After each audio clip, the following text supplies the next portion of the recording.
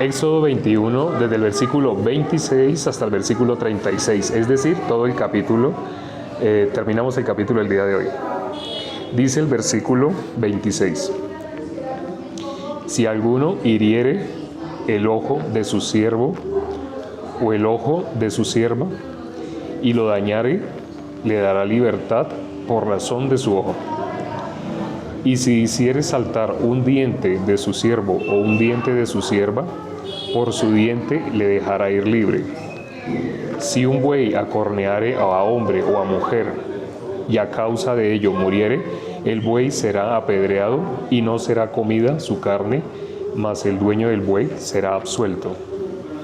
Pero si el buey fuere acorneador desde tiempo atrás y a su dueño se le hubiere notificado y no lo hubiere guardado y matare a hombre o mujer, el buey será apedreado y también morirá su dueño. Si le fuere impuesto precio de rescate, entonces dará por el rescate de su persona cuanto fuere impuesto. Haya acorneado a hijo o haya acorneado a hija, conforme a este juicio se hará con él. Si el buey acorneare a un siervo o a una sierva, pagará su dueño 30 siclos de plata y el buey será apedreado. Y si alguno abriere un pozo o cavare cisterna y no la cubriere y cayere allí buey o asno, el dueño de la cisterna pagará el daño, resarciendo a su dueño, y lo que fue muerto será suyo. Si el buey de alguno hiriere al buey de su prójimo, de modo que muriere, entonces venderán al buey vivo y partirán el dinero de él, y también partirán el buey muerto. Mas si era notorio que el buey era acorneador desde tiempo atrás y su dueño no lo hubiere guardado, pagará buey por buey y el buey muerto será suyo. Aquí vemos unas leyes que parecen un poco extrañas, que es sobre el buey. Si habla sobre el buey, ¿qué pasa si el buey acorneare a alguien? Ese buey tenía que ser apedreado, ¿no? Tenía que morir también. Pero si el dueño, vamos a leer esta parte, la parte de si el dueño lo supiere, ¿no? Si un buey acorneare a hombre o a mujer, el versículo 28, y a causa de ello muriere, el buey será apedreado y no será comida su carne, mas el dueño del buey será absuelto. Pero si el buey fuere acorneador desde tiempo atrás y a su dueño se le hubiere notificado y no lo hubiere guardado y matare a hombre o a mujer, el buey será apedreado y también morirá su dueño. ¿Por qué esta ley? ¿Por qué aparece esto de que también debe morir el mismo dueño del buey? ¿Quién es ese buey? Acordémonos que el apóstol Pablo dijo que él no dijo, ¿tiene acaso Dios cuidado de los bueyes o lo dice enteramente por nosotros? Y él mismo aclara, pues lo dice enteramente por nosotros. Lo que está escrito en la Biblia, está escrito, es por nosotros. Entonces, cuando está hablando de este buey, está hablando de nosotros. ¿Cuál es? Dice el buey que es acorneador. ¿Por qué dice el buey que es acorneador? La palabra nos muestra que todos nosotros, desde el comienzo, fuimos enemigos de Dios. Sabemos cómo es la naturaleza de nosotros desde el comienzo. Desde el mismo inicio, nosotros cómo éramos enemigos de Dios. Desde el mismo inicio. Esa es nuestra condición natural. Por eso nosotros, ¿cómo somos considerados? Somos considerados buey que acornea. Acornea. Entonces, si ese buey hace daño, ¿qué debe ser? Ese buey debe morir. La condición de nosotros por naturaleza, ¿cuál era? Debíamos morir, inevitablemente. No había ninguna otra opción.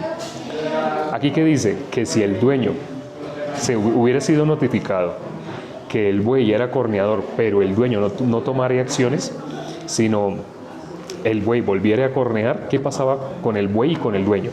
Ambos debían ser acorneados.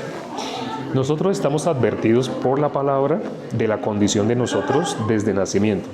Cuando habla de la muerte del buey, se está refiriendo no solamente a muerte física. Cuando habla de la muerte del dueño del buey, no solamente está hablando de muerte física, está hablando de la muerte eterna.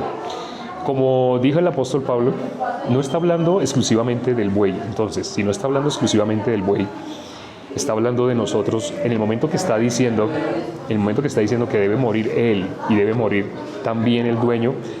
Está hablando de nosotros. ¿Quién era el dueño de nosotros antes de recibir la salvación? En ese momento sé que hay muchos hermanos que ya son salvos. Hay muchos que sí son salvos. Pero hay otros que lamentablemente hasta ahora están escuchando y de pronto no tienen claro qué es el Evangelio. No tienen claro el Evangelio. Personas que todavía no lo tengan claro, pues en ese momento, ¿cómo están? Todavía están con el anterior dueño. Sí, algunos de los que están en ese momento, yo sé que han asistido a iglesias, han asistido, de pronto tienen un cargo en la iglesia donde han estado asistiendo durante muchos años. Pero si las personas de su corazón, la expresión que sale es que somos pecadores, esa persona inevitablemente está caminando hacia la condenación, hacia la muerte. Nadie, absolutamente nadie, puede hacer algo por sí mismo. Por eso en la Biblia dice, no hay justo ni aun uno. Se está refiriendo a que nadie se puede justificar delante de Dios por algo que haga. No sé si se acuerdan de alguien que trató de ayudar a Dios y Dios se enfureció mucho y Dios le quitó la vida. Vamos a mirar Segunda de Samuel. Segunda de Samuel, capítulo 6, versículo 3. Vamos a leer. Segunda de Samuel, capítulo 6, versículo 3.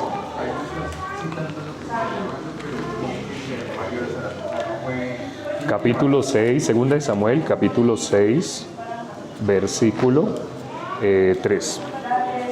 Segunda de Samuel, capítulo 6, versículo 3. Dice el versículo 3. Vamos a leer desde el 3. Unos cuantos versículos. Dice: pusieron el arca de Dios sobre un carro nuevo y la llevaron de la casa de Abinadab, que estaba en el collado, y Usa y Ahío, hijos de Abinadab, guiaban el carro nuevo. Y cuando lo llevaban de la casa de Abinadab, que estaba en el collado con el arca de Dios, Ahío iba delante del arca. Y David y toda la casa de Israel danzaban delante de Jehová con toda clase de instrumentos de madera, de haya, con arpas, salterios, panderos, flautas y címbalos. Cuando llegaron a la era de Nacón, Usa extendió su mano al arca de Dios y la sostuvo, porque los bueyes tropezaban. Y el furor de Jehová se encendió contra Usa, y lo hirió allí Dios por aquella temeridad, y cayó allí muerto junto al arca de Dios. Hasta ahí leímos hasta el versículo 7. ¿Qué pasó con Usa? Habíamos visto que Usa, él estaba guiando el carro en el cual estaba el arca. El arca tropezaba, ¿sí? Y como tropezaba, entonces el carro tropezaba. Y como tropezaba con piedras así, el arca se iba a caer. Y cuando Usa vio que el arca se iba a caer, automáticamente, ¿qué hizo? Él extendió su mano. Esa es la reacción natural de todos. Todos hubiéramos hecho lo mismo. Al ver que se iba a caer, ¿qué hubiéramos hecho? No, normalmente hubiéramos extendido la mano para que no se cayera. Pero aquí dice que por esa temeridad que hizo Usa, que tuvo Usa, ¿Dios qué hizo? Dios lo mató. ¿Por qué dice que Dios lo mató? Suena terrible, ¿no? No sé si se han dado cuenta, en los últimos videos que hemos tenido que subir, hay personas, de pronto, de una religión que ya sabemos que están diciendo que Jehová es Satanás. No sé si han oído eso. ¿Por qué las personas están diciendo que Jehová es Satanás? Los de esa religión. Porque ellos están encontrando cosas que a ellos les parece que son como inconsistencias, que son como cosas contradictorias. Entonces dicen, si ve, el Dios del Antiguo Testamento y el Dios del Nuevo Testamento son dos dioses diferentes. Esta es la conclusión a la que han llegado. Pero es una conclusión que tiene lógica en la argumentación como ellos la dan. A medida que se están contactando conmigo, porque desde que desde que empezamos este año con TikTok, cuando ya nos hicimos virales, en ese momento ellos empezaron a contactarse conmigo y me hacían preguntas y me decían, ¿usted no se ha dado cuenta que esto y esto? Y me hablaban así. Yo les decía, sí, yo entiendo lo que me estás diciendo, pero ten en cuenta este y este y este otro versículo. Algunos dejaban de escribirme porque lo único que querían era hacer recorrer su religión, hacer que como que tenga más adeptos. Conmigo se dieron cuenta que no podían, no porque yo no quiera escucharlos, no, yo los escuchaba, pero yo les demostraba con la Biblia que eso que ellos están defendiendo es mentira.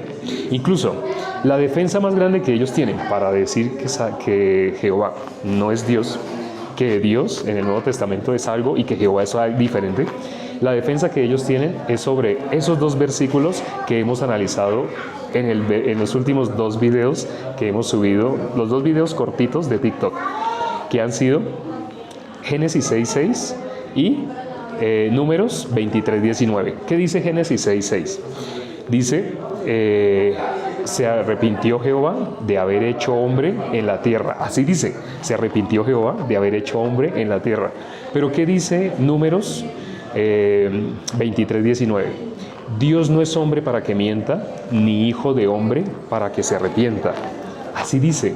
Pero cuando miramos, no les doy todavía la respuesta, porque en el video que hoy subimos les dijimos a las personas que miraran el contexto. Como algunos ayer, en el video de ayer, dijeron que según el original eran palabras diferentes, que en el uno sí decía se arrepintió, pero que en el otro no decía se arrepintió. Como estaban hablando de esa manera, me pidieron los originales, les subí en hebreo, les subí los versículos en hebreo. En ese último video colocamos los versículos en hebreo y aparece la misma palabra, Nehem. En inglés se pronunciaría Nehem, pero realmente en español se pronuncia Nehem.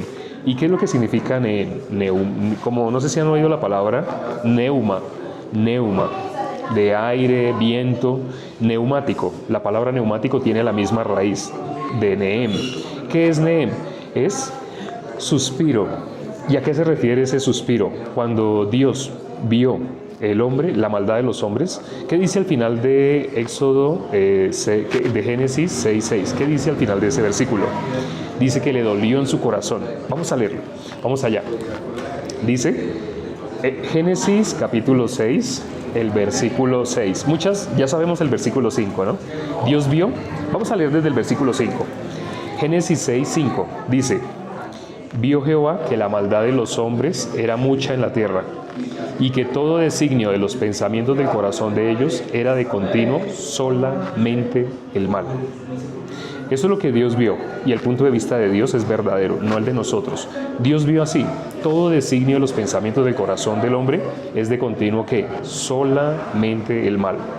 Esa es la clave espiritual para que una persona pueda llevar la vida de creencia. Quien no conozca esto, quien no lo crea en su corazón, esa persona inevitablemente ¿cómo va a vivir?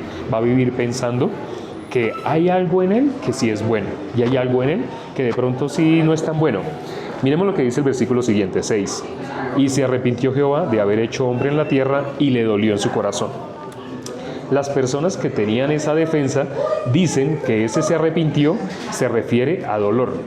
Y sí, siendo un sinónimo de arrepentirse, el suspiro. Ese suspiro le dolió en su corazón. Pero cuando miramos la palabra en hebreo que se usa precisamente para decir le dolió, es totalmente diferente a la palabra que se usa para decir arrepentimiento. Nehem es la palabra que se usa para arrepentimiento. Para dolor es totalmente otra palabra. Entonces no tiene cabida esa interpretación que ellos están dando.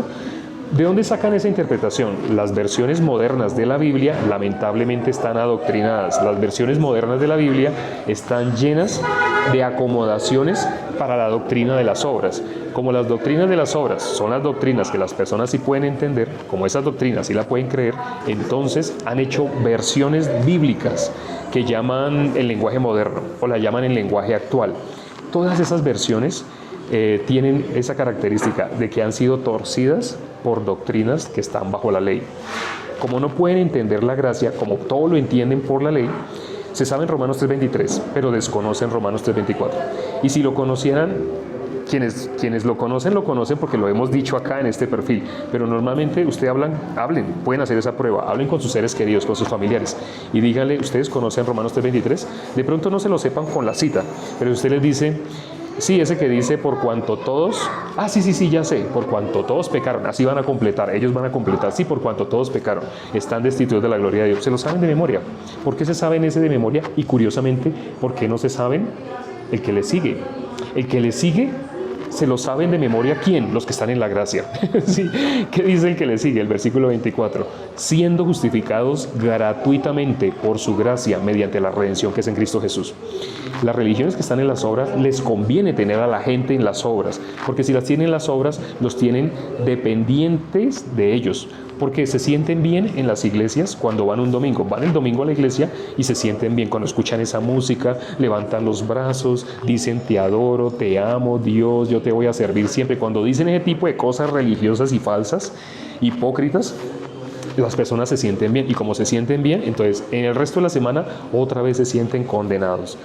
¿Qué necesitan? Necesitan otra vez volver a la iglesia para otra vez experimentar con música y con palabras hermosas ese tipo de sentimientos que los haga como estar bien delante de sus propias conciencias. ¿Por qué? ¿Por qué delante de sus propias conciencias se sienten bien oyendo musiquita, escuchando palabras hermosas, palabras que les dicen, tú eres hijo de Dios, tú eres amado de Dios? Porque el ser humano, eso dice la Biblia, que es lo que en el corazón de nosotros es recibido de una manera como favorable. La Biblia dice, acuérdense lo que dice Jeremías 17, versículo 9, engañoso es el corazón más que todas las cosas. Las personas que están bajo las obras, que todavía están dependiendo de la ley, no se han dado cuenta que han creído a lo que su corazón les dice. Incluso, no sé si han oído esta expresión, hay personas que dicen, debemos confiar en lo que nuestro corazón nos dicte, debemos confiar en lo que nuestro corazón nos diga. Las personas no se dan cuenta de lo que están diciendo. Nuestro Señor Jesucristo dijo qué es lo que sale del corazón del hombre. En Marcos capítulo 7, versículo 20, 21, 22, dice todo lo que sale del corazón del hombre. Y dice, todas estas maldades salen de dentro del corazón de los hombres. ¿Cuáles maldades? Envidias, pleitos, celos, contiendas, todo lo que nosotros vemos como cosas malas, eso sale ¿de dónde? Del corazón del ser humano. Ahora, una persona así apela a su propio corazón. ¿Qué dice Proverbios 28, 26? Vamos a leerlo. Proverbios capítulo 28, 26. El que confía en su corazón es necio, mas el que camina en sabiduría será librado. Bueno, ya lo recité. Proverbios capítulo 28, versículo 26. Eso es lo que dice. El que camina, el que confía en su corazón, en su propio corazón, ¿qué es? Necio. Por eso las personas fácilmente pueden escuchar la palabra de Dios. No, escuchan religiones. Las religiones sí, porque las religiones les ponen grilletes, los atan y los hacen esclavos, los hacen dependientes de esa supuesta religión. Con musiquita los hacen sentir bien. En el resto de la semana ellos no van a estar con esa musiquita. Algunas personas incluso andan con Walkman, con audífonos y tratan de escuchar esa música, porque se han dado cuenta que escuchando esa música es cuando se han sentido bien. Entonces, como escuchando esa musiquita que dice te amo, Dios, te exalto, y tiene la batería, la guitarra, el bajo, tiene acordes que los hacen sentir. Acuérdense, una de las características que identifica una falsa doctrina es que guía a las personas no al conocimiento de la verdad, sino únicamente a sentirse bien. Si las personas se sienten bien, acuérdense lo que pasó con los que llevaron a la mujer sorprendida en adulterio. ¿Qué pasó con ellos? Ellos la llevaron a la mujer sorprendida en adulterio delante de Jesús. Ellos, ¿cómo se sentían? Para que la hayan llevado a ella la veían sucia, inmunda, cochina, pecadora. Por eso la llevaron. Pero nuestro Señor Jesucristo, ¿qué hizo? Con una pregunta les demostró, ustedes y ella no hay ninguna diferencia. Ninguna diferencia, porque lo que Dios mira es, ¿hay pecado o no hay pecado? Dios no mira otra cosa, ¿hay pecado o no hay pecado? Si no hay pecado en un corazón, ¿sabe qué significa? Esa persona recibió la salvación. Esa persona fue justificada por Dios, porque la única forma de que una persona tenga su corazón limpio, como dice las bienaventuranzas, Mateo 5, hay una bienaventuranza que dice, creo que es Mateo 5, versículo 8, que dice, bienaventurados los de limpio corazón. Bienaventurados los de limpio corazón. ¿Cómo un corazón puede ser limpio? Un corazón que cree a la palabra de Dios. ¿El común de las personas puede creer la palabra de Dios? No. Un corazón limpio es un corazón que no tiene pecado. Un corazón que tenga pecado, ¿se puede llamar un corazón limpio? De ninguna manera. Cuando le preguntamos a pastores, a líderes de iglesias, ¿usted es pecador? Contestan, claro. ¿Quién va a decir que no es pecado? ¿Cómo vamos a decir que no somos pecadores? Pero usted mirando su corazón, examinándose a usted mismo, de usted sale, la Biblia dice, la abundancia del corazón habla la boca. Y hablamos con esos líderes de iglesias y les preguntamos, usted siendo líder, tantos años siendo líder, algunos se hacen llamar apóstoles, algunos se hacen llamar, se ponen nombres rimbombantes, ¿sí? Pero inevitablemente, ¿qué son? No tienen nada que ver con Dios. Cuando dicen que son pecadores, están atestiguando en contra de sus almas. Y la Biblia dice, por tus palabras serás justificado, por tus palabras serás condenado. Sin darse cuenta, las personas con sus mismas palabras están colocándose cadenas hacia la muerte. Nacieron, todo ser humano, nacimos destinados hacia la condenación. Romanos 3:23. Se lo saben de memoria, pero no lo creen, porque ni siquiera saben qué es pecado. Cuando dice por cuanto todos pecaron, ellos piensan, sí, es que todos somos pecadores, pero ellos piensan de pecado porque dicen alguna mentirita, porque codiciaron, por eso es que se sienten pecadores. De eso ya lo hablamos 2 videos atrás, pero bíblicamente sabemos que pecadores, esa persona está muerta. Romanos 5:12. ¿Y qué dice Romanos 5:19? La buena nueva. Vamos a leerla, vamos a leer esa buena noticia. Yo sé, algunas personas de pronto estarían pensando, sí, pero la mala noticia es la condición natural del ser humano. Ahora cuéntenos la buena nueva. Bíblicamente solo hay una buena nueva. Evangelio. Bíblicamente solo hay un evangelio. Para nosotros, los seres humanos, miramos muchas buenas nuevas, o diciéndolo en la palabra en griego, hay muchos evangelios, pero no. Cuando la Biblia habla del evangelio de Mateo, no dice el evangelio de Mateo, dice el evangelio según San Mateo, el evangelio según San Juan. ¿Por qué dice así? Porque realmente el evangelio es uno solo, lo dice el apóstol Pablo. ¿Cómo dice el apóstol Pablo? Si alguien anuncia un evangelio diferente del evangelio, sea maldito. Pero ustedes conocen religiones que inclusive dicen el evangelio del día de hoy, porque solamente están usando la traducción de la palabra evangelio a buenas nuevas. Entonces ellos piensan, ay, pues contemos una buena nueva, leamos cualquier parte de la Biblia que sea bonita, una promesa de la Biblia que nos haga sentir bien. Y cuando leamos esa promesa que nos hace sentir bien, pues es que eso no es una buena nueva. Así piensa el ser humano. Por eso se atreven a decir el evangelio del día de hoy, y leen un versículo, leen otro y ya se sienten bien. Pero evangelio solo hay uno, y la Biblia dice, si alguien enseña un evangelio diferente, sea maldito. Entonces ahorita les dije que íbamos a mirar la bienaventuranza. Vamos a mirar Mateo 5, Mateo capítulo 5, el versículo, Mateo capítulo 5, el versículo, creo que es el versículo 8, donde habla de los de limpio corazón. Sí, es el versículo 8. Dice, bienaventurados los de limpio corazón, porque ellos verán a Dios. Hoy consideramos Segunda de Samuel, capítulo 6, del versículo 3 al 7, donde Usa se atrevió a extender su mano. El evangelio, la palabra de Dios, no necesita que nosotros tratemos de defenderla, no necesita. ¿Qué hizo Dios con Usa? Dios lo mató, porque Usa estaba tratando de defender a Dios. La única tarea que nos dio nuestro Señor Jesucristo fue anunciar el evangelio. Entonces, cuando una persona trata, aparentemente, no sé si ustedes se han dado cuenta, personas que tienen celo, mucho celo, y están defendiendo su religión. A mí no se me meta con mi virgencita, a mí déjeme mi virgencita, respete, yo lo respeto a usted para que usted me respete. Esa persona está defendiendo a su Dios. Pero cuando miramos en la Biblia, ¿qué pasó con aquel que trató de defender a Dios? Dios lo mató. ¿Sí? Y suena terrible, pero Dios le quitó la vida por la temeridad que él se atrevió a hacer. ¿Qué representa el arca de Dios? En ese carro que llevaba Usa, él tenía a cargo únicamente guiar el carro, pero él vio que el arca se iba a caer y él se atrevió a extender su mano para evitar que se cayera. Cuando nosotros miramos por la ciencia del bien y el mal, Usa estaba tratando de hacer algo bueno, pero el arca de Dios, ¿qué representa? ¿Por qué el arca de Dios estaba en el lugar santísimo? ¿Por qué dentro del arca de Dios estaba 3 cosas? No sé si se acuerden: el maná, la vara de Aarón y las tablas de los 10 mandamientos. ¿Por qué eso estaba dentro del arca? ¿Qué es lo que representa el arca? Si estaba en el lugar santísimo, el arca representa a Dios mismo. Esa arca representa a Dios. Por eso, cuando Usa trató de ayudar a que no se cayera el arca, evitar que se cayera, en ese momento, ¿qué pasó? Dios lo mató por la temeridad, por atreverse a querer ayudar a Dios.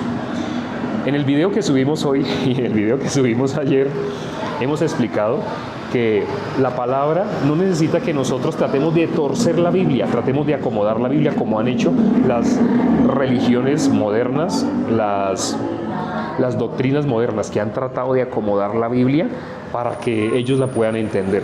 Entonces, ante esa dualidad de, en la Biblia dice que Dios no se arrepiente, pero en la Biblia dice se arrepintió Dios. Ante esa dualidad, como no la pueden explicar conforme a la Biblia, entonces simplemente dijeron, no, es que debe ser algo, tal vez en la traducción hubo un error. Eso salió del corazón del ser humano. Y sin considerar lo que está escrito en la Biblia, automáticamente dijeron, no, buscaron sinónimos. Lo que pasa es que aquí lo que quería decir, no, la palabra era la misma, se arrepintió en el Génesis 6 y se arrepintió en Números 23, 19. Génesis 6, 6, Números 23, 19, en ambos aparece la misma palabra Nehem.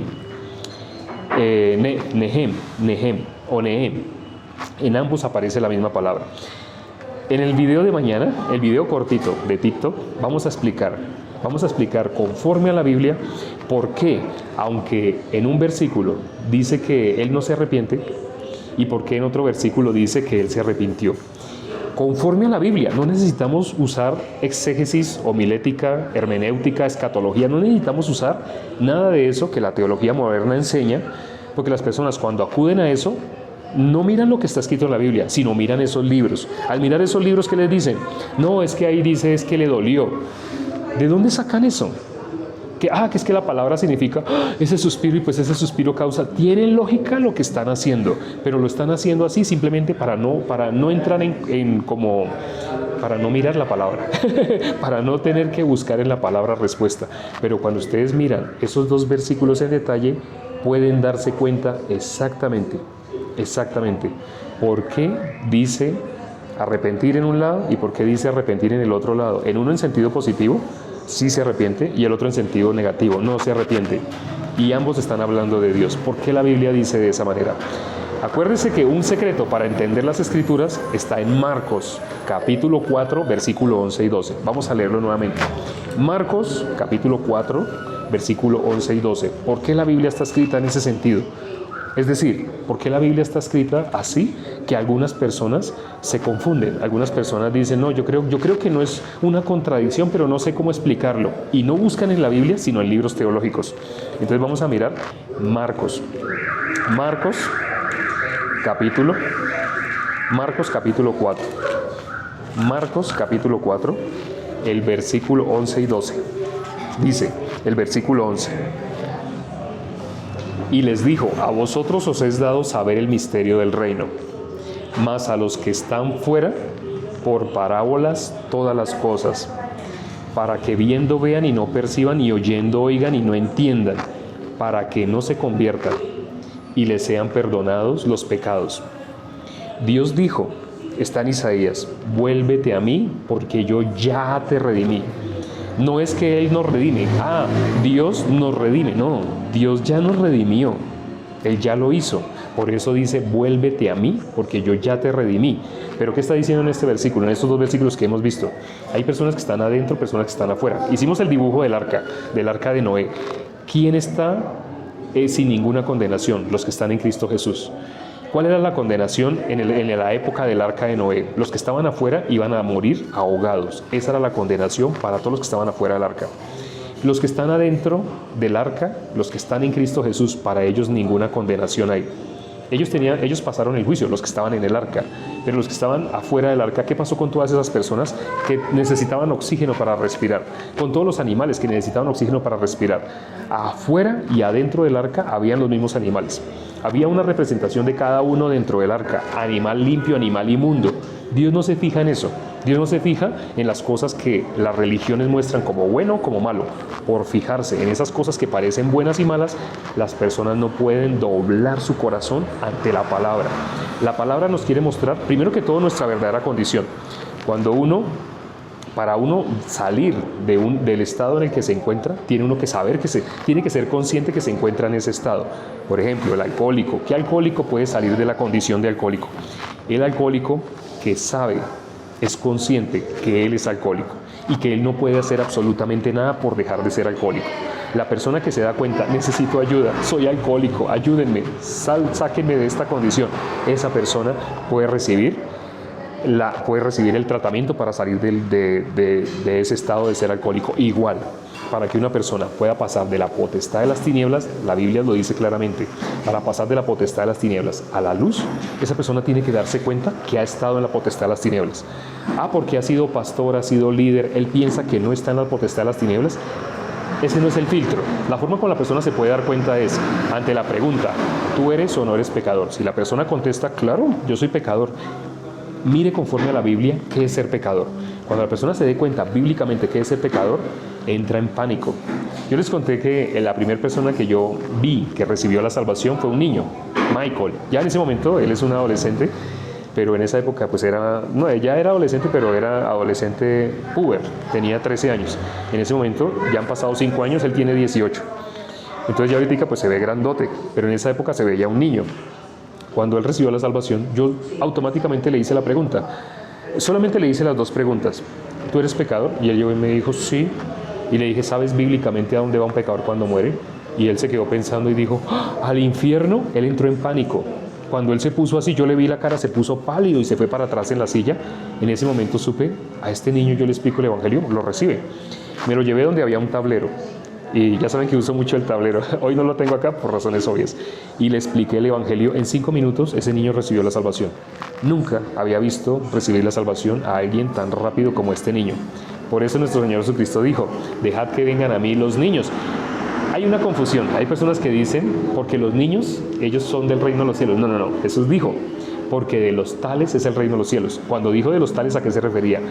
El que se haga como uno de estos pequeñitos. Es necesario que el corazón de nosotros sea como el de un niño, no lleno de religiones, polarizado, lleno de experiencias. Es que yo no sé, le recé a una estatua y yo me sané porque yo tenía tal enfermedad.